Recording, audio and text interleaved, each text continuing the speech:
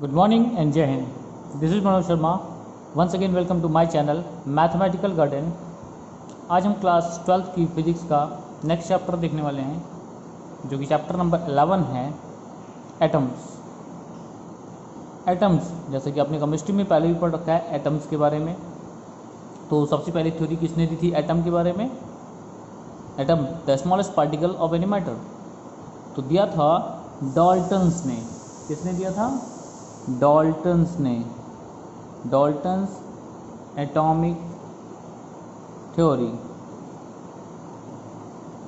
तो Dalton's atomic theory क्या थी? किसी को याद है? चलिए बताते हैं। तो डाल्टन्स एटॉमिक थ्योरी कहती है all elements are consist of very small invisible particles called atoms।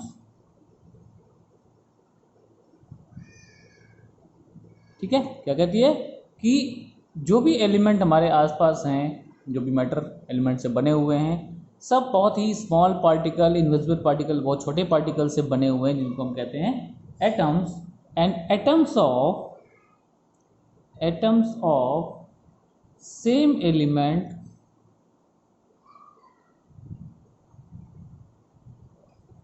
Are exactly same and atoms of different element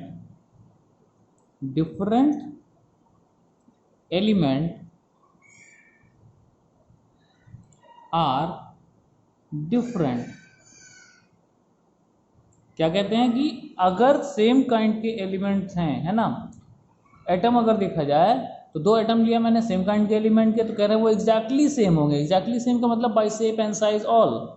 और अगर कह रहे हैं दो डिफरेंट एलिमेंट के एटम्स लिए जाएं तो वो इंटायरली डिफरेंट होते हैं एक दूसरे से, शेप साइज सब अलग अलग होगा। ठीक है, तो ये कहते थे डाल्टन्स एटम्स के बारे में। कुछ ड्रॉबैक्स थी, प्रूफ नहीं था। आगे चल के अगर हमने देखा तो एटॉमिक साइज में डिफरेंस आने लगा। इस कारण से फिर दूसरी थ्योरी आई जिसको थॉमसन ने दिया। तो नेक्स्ट थ्योरी क्या है? Thomson atomic model.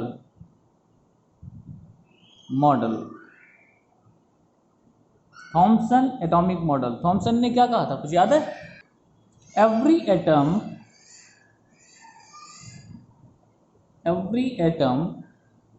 Is uniformly positive charged sphere. क्या कहा था इन्होंने? कोई भी एटम हो वो यूनिफॉर्म क्या होता है? एक पॉजिटिव चार्ज होता है। पूरा स्फीयर क्या होता है? पॉजिटिव चार्ज होता है of radius of the order 10⁻⁻10 metre. इस ऑर्डर के स्फीयर जैसा होता है, पॉजिटिवली चार्ज होता है। In which entire mass is uniformly distributed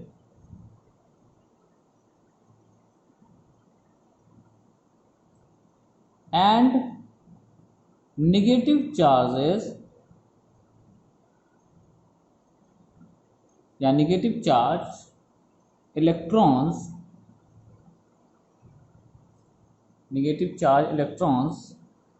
with negative charge electrons are embedded randomly। याद होगा जब आप पढ़ते थे पहले क्लास 9th वगैरह में, तो आपसे बताया जाता था कि थॉमसन ने क्या कहा कि एक तरबूज जैसा हमारा एटम होता है। तरबूज जैसा साइज का नहीं होता, एग्जाम्पल है वो कि इस तरह दिखता है, छोटा सा, जो कि ऑर्डर क्या होगा, उसकी जो रेडियस होगी उस स्फीयर की इतना 10⁻⁻10 मीटर। उस जैसा हमारा एक वो एटम होता है और जिसका जो पूरा पॉजिटिवली चार्ज होता है उसका मास यूनिफॉर्मली पूरे में डिस्ट्रीब्यूट होता है और निगेटिव चार्जेस में जैसे तरबूज के बीज होते हैं उस तरह से एम्बेडेड रहता है। ये थॉमसन ने कहा था। फिगर कैसा दिखेगा, कुछ कुछ ऐसा, ये एक पूरा स्फीयर जो कि पॉजिटिवली चार्ज है, हर जगह पॉजिटिव चार्जेस हैं, करेक्ट, पूरे में पॉजिटिव चार्ज और कहीं कहीं निगेटिव चार्जेस इस तरह से एम्बेडेड हैं, जैसे हमने कहा तरबूज के सीड्स या बीज, है ना। ये उन्होंने बताया, थॉमसन ने कहा ऐसा होता है एटम। लोगों ने ठीक है माना, और कुछ तो प्रॉब्लम आई, जो हमारे पास नई थ्योरीज हैं, बोहर्स मॉडल्स हैं, तो क्या लिमिटेशंस थी, लिमिटेशंस रही होगी, कुछ तो प्रॉब्लम आई थी ना, वो लिमिटेशंस जानते हैं। तो limitation number 1, it could not explain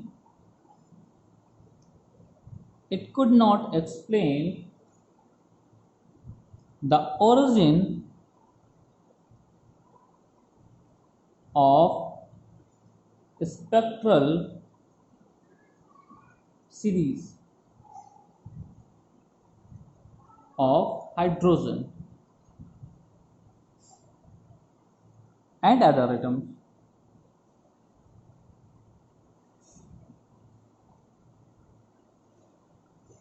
next क्या था, it could not explain large angle scattering of alpha particles। ये दो बातें एक्सप्लेन नहीं हो रही थी जो रदरफोर्ड ने अपना एक्सपेरिमेंट किया था। भाई किसी ने अपनी थ्योरी दी तो उसके बाद किसी ने और थ्योरी दी, कुछ एक्सपेरिमेंट किया, रदरफोर्ड का अल्फा स्कैटरिंग मॉडल आपने देखा ही था।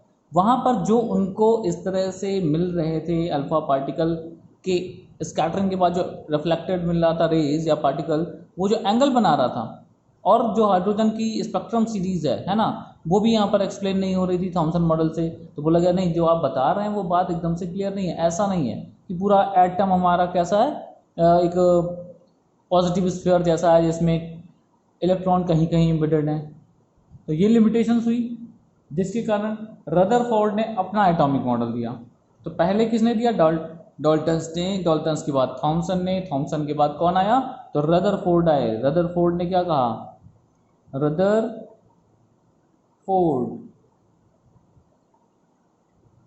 Atomic model. तो रदरफोर्ड एटॉमिक मॉडल क्या कहता है, उन्होंने कहा था कि बीच में कहीं पॉजिटिव चार्जेस हैं, वो पॉजिटिव चार्जेस जो वहाँ पे एक्सपेरिमेंट में पता चल रहे थे, बोला कि बीच में हैं, बाकी जगह तो खाली है, यानी कि न्यूक्लियस जैसा कुछ बीच में है और बाकी जगह खाली है जहाँ पर कहीं कहीं इलेक्ट्रॉन हो सकते हैं। क्यों, क्योंकि उनका जो अल्फा पार्टिकल का स्कैटरिंग करा था, अल्फा पार्टिकल क्या है, doubly charge helium atoms, doubly charge helium atoms positive charges हैं। तो डिफ्लेक्शन पॉजिटिव का हो रहा है, इसका मतलब कहीं ना कहीं पॉजिटिव है जो डिफ्लेक्ट कर रहा है, और हर जगह से डिफ्लेक्शन हो नहीं रहा था। तो इनकी जो भी थ्योरीज थी वो किस पर बेस्ड थी, एक्सपेरिमेंट पे, एक्सपेरिमेंट करके इन्होंने हर चीज़ बताई थी, करेक्ट।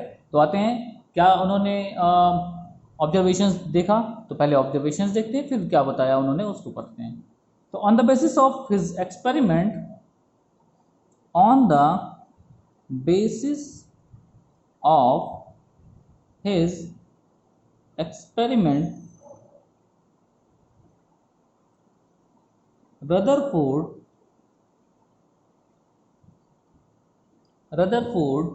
made following observation,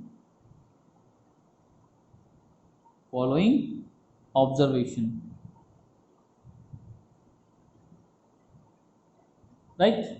जैसे पहला क्या कहा इन्होंने, एंटायर पॉजिटिव चार्ज, क्या कहा, the entire positive charge and almost entire mass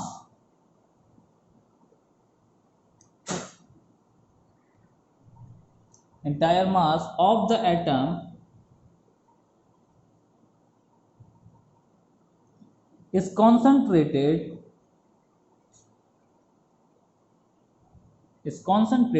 at its center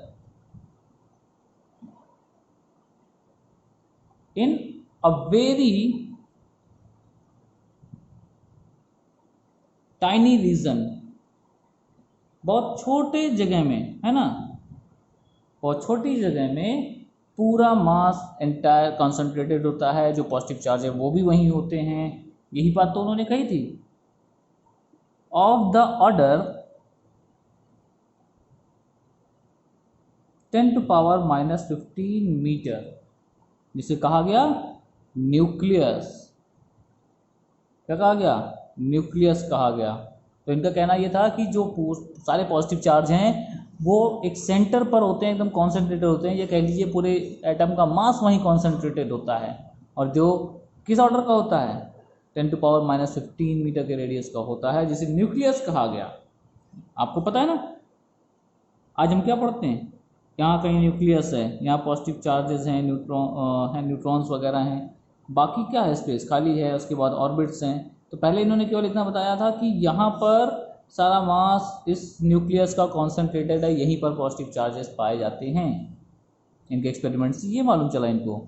आगे क्या कहा इन्होंने? Second, the negatively charge electron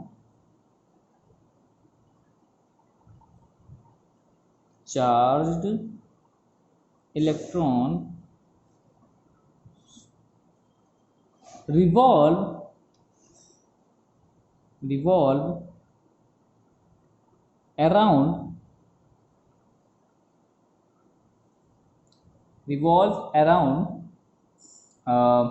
the nucleus in different orbits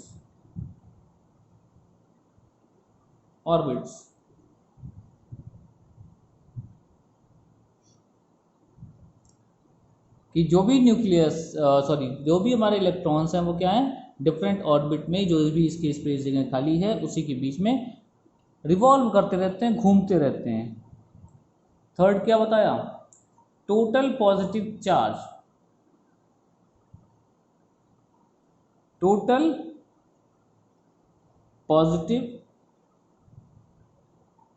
charge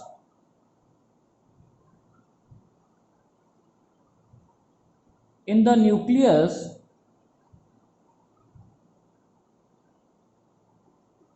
is equal to the total negative charge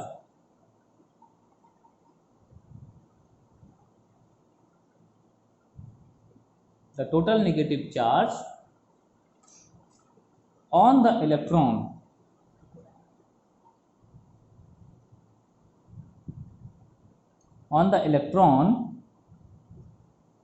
क्या हुआ भाई कि जितना पॉजिटिव चार्ज न्यूक्लियस में होता है उतना ही नेगेटिव चार्ज इलेक्ट्रॉन्स पर होता है। इसीलिए तो क्या कहते हैं कि हमारा ओवरऑल एटम कैसा है? न्यूट्रल। ओवरऑल एटम कैसा होता है? न्यूट्रल एटम होता है ना हमारा। ये बात करेक्ट। और एक लास्ट ऑब्जर्वेशन और है, देखते हैं क्या है। ऑब्जर्वेशन नंबर 4 क्या कहा? The centripetal force required by electron for revolution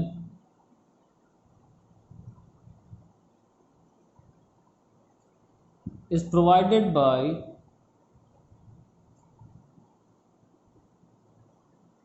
the electrostatic force of attraction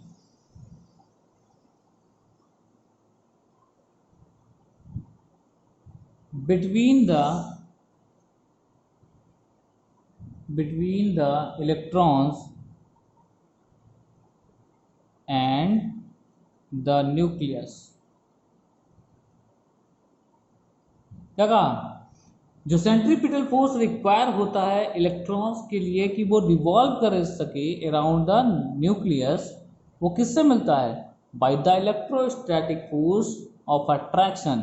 जो न्यूक्लियस और इलेक्ट्रॉन के बीच में इलेक्ट्रोस्टैटिक फोर्स लगता है, उस फोर्स ऑफ अट्रैक्शन के कारण उसे सेंट्रीपिटल फोर्स मिलता है, जिससे वो न्यूक्लियस के किनारे किनारे ऐसे आउटर ऑर्बिट्स में ऐसे ऐसे घूमता रहता है, जैसे प्लैनेट घूमता है अराउंड द सन। करेक्ट। ये बातें उन्होंने अपने ऑब्जर्वेशन में बताई। तो ये था इंट्रोडक्शन पार्ट हमारा इस चैप्टर का। नेक्स्ट पार्ट में हम देखेंगे कि जो भी अल्फा स्कैटरिंग एक्सपेरिमेंट हुआ था उसमें डिस्टेंस ऑफ क्लोजेस्ट अप्रोच क्या है, ये सारी बातें हम वहाँ पर ट्रैजेक्टरी देखेंगे, इम्पैक्ट देखेंगे। ठीक है, नेक्स्ट क्लास में पढ़ेंगे। Till that, thank you and जय हिंद।